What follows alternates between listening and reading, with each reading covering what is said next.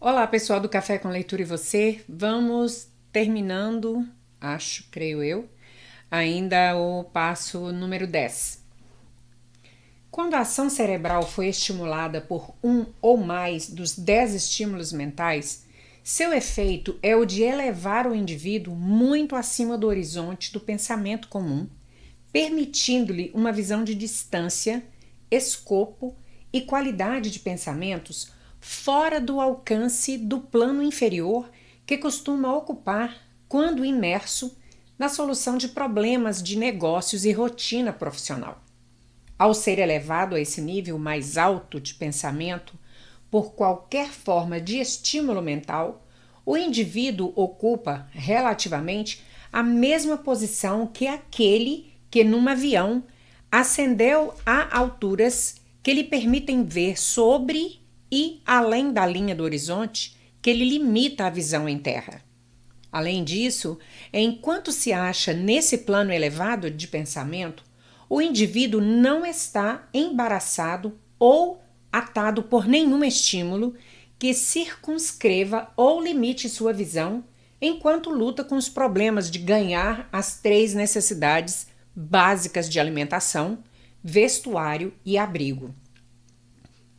Ele se acha num mundo de pensamento em que os pensamentos comuns, 2 dias rotineiros, se encontram tão eficazmente afastados quanto as montanhas, os vales e as outras limitações da visão física ao elevar-se ele num avião.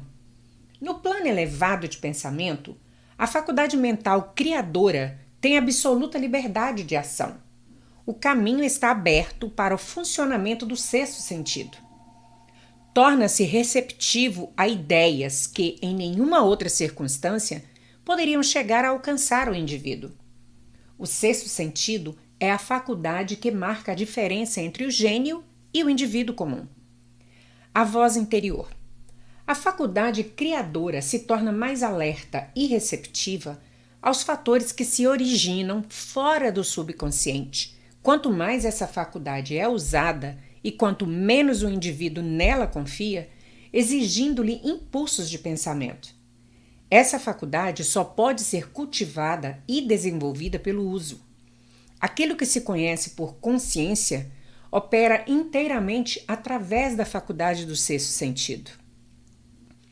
Grandes artistas, escritores, músicos e poetas se tornam grandes porque adquirem o hábito de confiar na vozinha suave que lhes fala no íntimo, pela faculdade da imaginação criadora. É fato sabido de todos que têm imaginação viva que as melhores ideias vêm das chamadas intuições. Há um grande orador que só atinge a grandeza quando cerra os olhos e começa a depender completamente da faculdade da imaginação criadora. Quando lhe perguntaram por que fechava os olhos bem antes de chegar ao clímax da oratória, respondeu: "O faço porque então falo através de ideias que me vêm de dentro." Um dos financistas americanos de maior sucesso e mais conhecido tinha o hábito de fechar os olhos durante 2 ou 3 minutos antes de tomar uma decisão. Ao lhe indagarem por que o fazia, ele replicou: "Com os olhos fechados, consigo inspirar-me numa fonte de inteligência superior." Fabricando ideias. O falecido Dr. Elmer Gates, de Chevy Chase, Maryland, criou mais de 200 patentes, muitas das quais básicas, pelo processo de cultivar e usar a faculdade criadora. Seu método é tanto significativo quanto interessante para quem quiser atingir o status de gênio, a cuja categoria Dr. Gates pertencia sem nenhuma dúvida. O Dr. Gates foi um dos dentistas realmente grandes, embora pouco alardeado. Em seu laboratório possuía o que chamava de sala de comunicação pessoal. Era praticamente a prova de som e arrumada de modo a poder excluir toda a luz. Quando o Dr. Gates queria usar a força que possuía, através da imaginação criadora, entrava nessa sala, sentava-se à mesa, apagava as luzes e se concentrava nos fatores conhecidos da invenção em que trabalhava, permanecendo nessa posição até que as ideias começavam a perpassar-lhe a mente, em conexão aos fatores desconhecidos da invenção. Uma ocasião, as ideias vieram tão rápidas que ele foi obrigado a escrever durante quase 3 horas. Quando os pensamentos pararam de jorrar e ele examinou suas anotações, percebeu que continham descrição minuciosa de princípios sem paralelo entre os dados do mundo científico. Além disso, a resposta ao problema estava inteligentemente apresentada nas notas. O Dr. Gates ganhava a vida fabricando ideias para indivíduos e firmas. Algumas das maiores firmas dos Estados Unidos lhe pagavam somas substanciais por hora para fabricar ideias. A faculdade de raciocínio é muitas vezes falha por ser vastamente orientada por nossa experiência acumulada. Nem todos os conhecimentos acumulados pela experiência são preciosos. Ideias recebidas pela faculdade criadora merecem muito mais confiança pelo fato de provirem de fontes mais fidedignas que as que estão ao alcance da faculdade de raciocínio da mente. A fonte do gênio está ao seu alcance. A principal diferença entre o gênio e o inventor maníaco comum pode ser encontrada no fato de que o gênio trabalha com a faculdade criadora, enquanto o maníaco nada sabe dessa faculdade. O inventor de espírito científico usa tanto a faculdade de imaginação sintética como a criadora. O inventor científico, por exemplo, começa o invento organizando e combinando ideias conhecidas ou princípios acumulados pela experiência através da faculdade sintética, faculdade de raciocínio. Se achar que o conhecimento acumulado é insuficiente para completar a invenção, usa então as fontes de conhecimento a seu alcance através da faculdade criadora. O método que usa para isso varia de acordo com o indivíduo, mas a essência do processo é essa. 1. Estimula a mente de modo que ela funcione num plano acima do médio, usando um ou mais dos 10 estímulos mentais ou algum outro estimulante de sua escolha. 2. Concentra-se nos fatos conhecidos, a parte terminada, do invento e cria mentalmente um quadro perfeito de fatores desconhecidos, a parte não completada do invento. Conserva o quadro em mente até ser absorvido pelo subconsciente, depois descansa, eliminando todo o pensamento e aguarda que a resposta perpasse em sua mente. Às vezes, os resultados são tão definidos como imediatos. Outras vezes, os resultados são negativos, dependendo do estado de desenvolvimento do sexto sentido ou faculdade criadora. Edison experimentou mais de 10.000 combinações diferentes de ideias através da faculdade sintética de sua imaginação antes de sintonizar através da faculdade criadora e obteve a solução que aperfeiçoou a lâmpada incandescente. Teve experiência semelhante quando criou o fonógrafo. Há evidência suficiente, digna de confiança, de que a faculdade criadora da imaginação existe. Essa evidência pode ser obtida pela análise precisa de homens que se tornaram líderes nas respectivas profissões sem ter tido instrução extensa.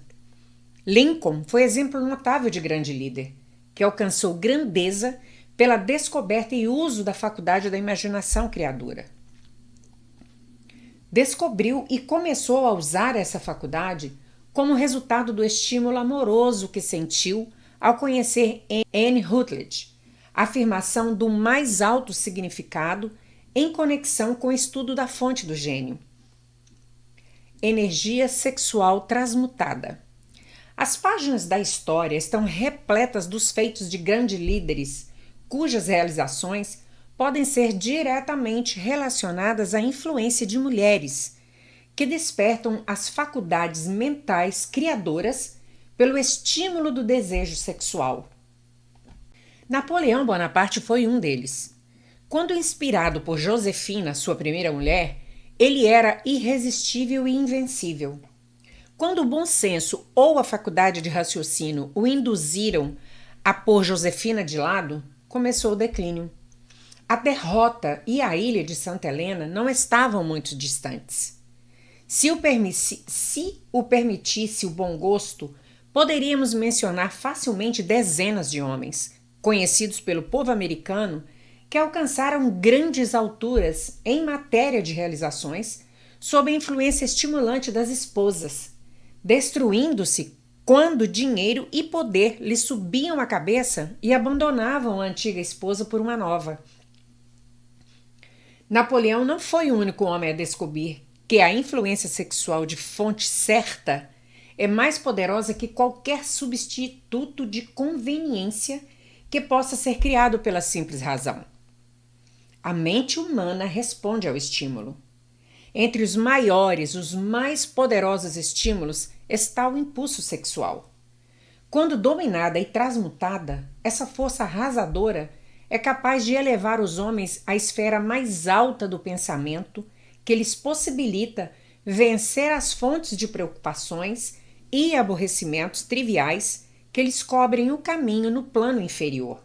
Com o propósito de refrescar a memória em relação aos fatos conhecidos através das biografias de certos homens, apresentamos aqui os nomes de homens de realizações notáveis, todos eles de natureza sexual desenvolvida. O gênio que possuíam, sem dúvida, tinha origem na transmutação da energia sexual.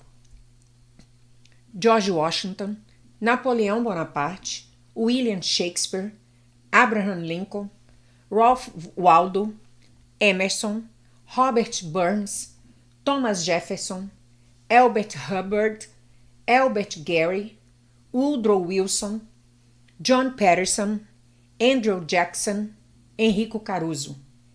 Seu próprio conhecimento de biografias possibilitar-lhe-á a acrescentar outros na lista. Encontre, se for capaz, um único homem em toda a história da civilização que alcançou sucesso notável em qualquer profissão e que não tenha sido impulsionado por uma natureza sexual bem desenvolvida. Se não quiser depender de biografias de homens não mais vivos, faça um inventório dos que você sabe serem de grandes realizações, procurando achar um entre eles que não seja sexualmente bem dotado.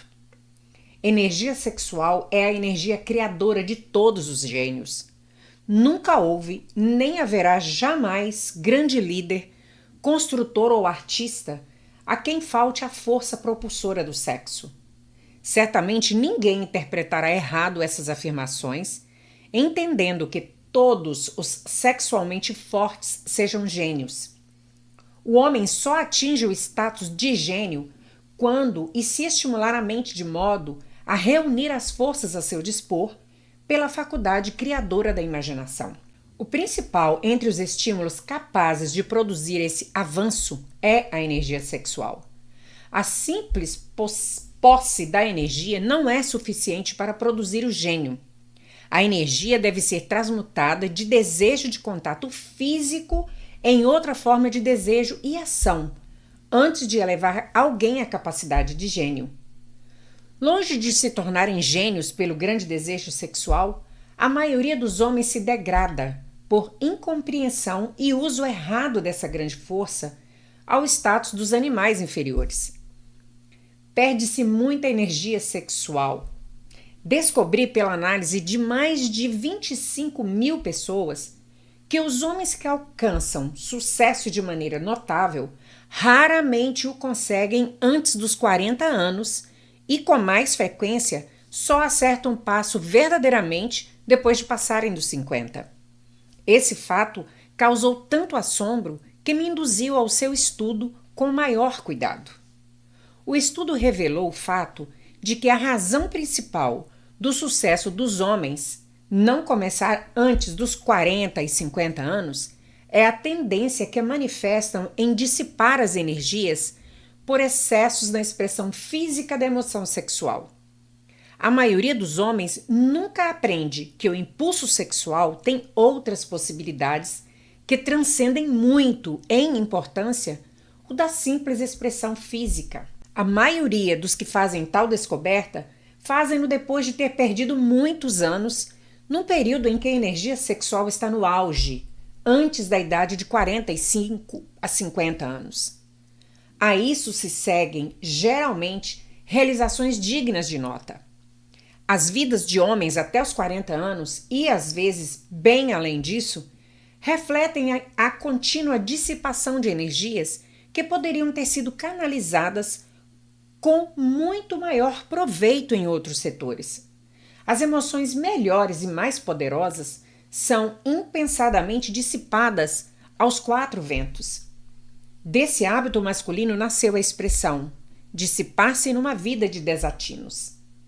O desejo de expressão sexual é, sem dúvida, a mais forte e mais compulsória das emoções humanas.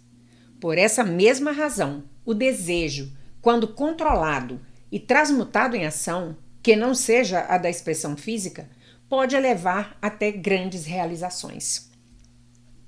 Vivendo e aprendendo cada vez mais.